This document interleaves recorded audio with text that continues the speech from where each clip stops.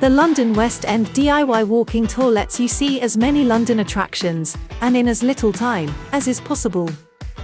The route will take anywhere from 2 hours to a full day to cover. And because it is indeed a DIY walking tour, you can take it at your very own pace. Lingering at the London attractions that interest you the most, and breezing past those that don't.